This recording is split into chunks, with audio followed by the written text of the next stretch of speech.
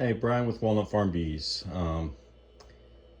Those who have come to our shop before or know me know that during the winter we typically put a piece of Reflectix underneath our lids.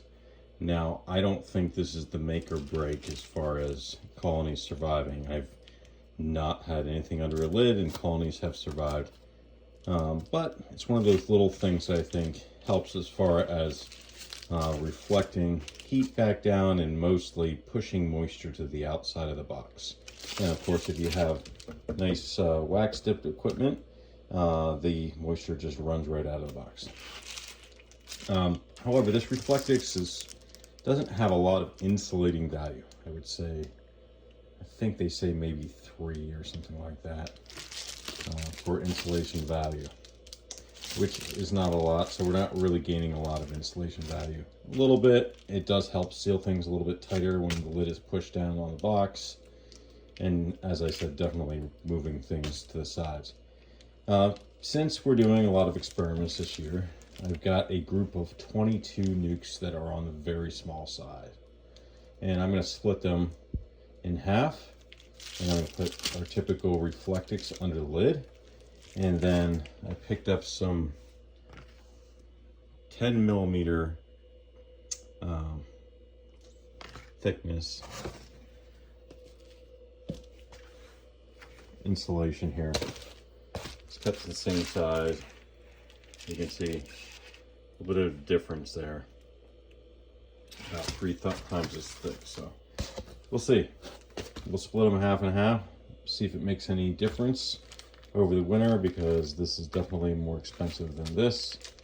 Not as many options for where to buy this, so we will see what happens, but going to give it a try, and if it's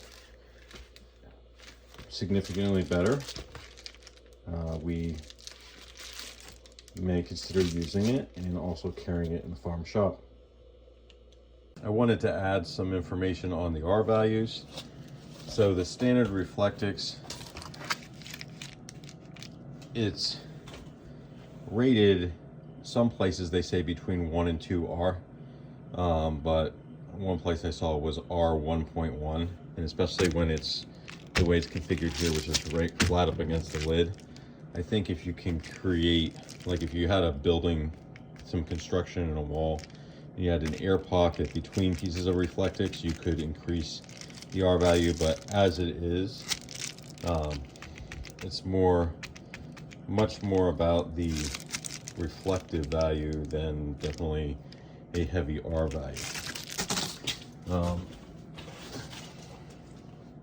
This stuff that we're trying out has an R value of 18. So see if that makes any difference.